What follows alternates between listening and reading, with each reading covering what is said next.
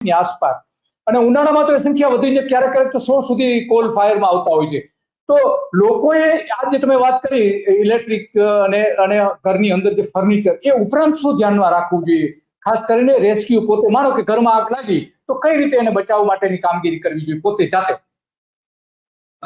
બહુ મહત્વની બાબત બીજી એ છે કે જ્યારે ઘરોની અંદર ચોક્કસ આ છેલ્લા કેટલાય સમયથી ડ્રાસ્ટિકલી આ અવારનવાર સમાચાર માધ્યમો દ્વારા જ્યારે હું જોતો હોઉં છું ત્યારે ચિંતા ચોક્કસ થાય કે ઘરોની અંદર આગ લાગવાનું પ્રમાણ વધ્યું છે. અને એમાં મહદ અંશે ઘરોની અંદર જ્યારે આગ લાગવાનું પ્રમાણ હોય તો મુખ્યત્વે કાં તો ઇલેક્ટ્રિકલ શોર્ટ સર્કિટ થાય, કાં રસોડાની અંદર જે તમારી કુકિંગ પ્રોસેસ, રાંધવાની પ્રક્રિયા ચાલતી હોય એ દરમિયાન આગની ઘટના બને.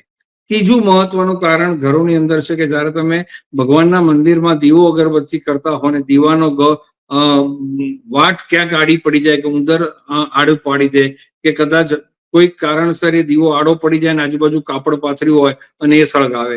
અગરબત્તી તમે ગમે ત્યાં મૂકી હોય ને એનો ગરમ ગલ નીચે પડે અને આજુબાજુ સળગી ઉઠે તેવી વસ્તુ હોય. આ બધામાં મહદ અંશે કારણભૂત બને છે ઇલેક્ટ્રિકલ ના કારણો.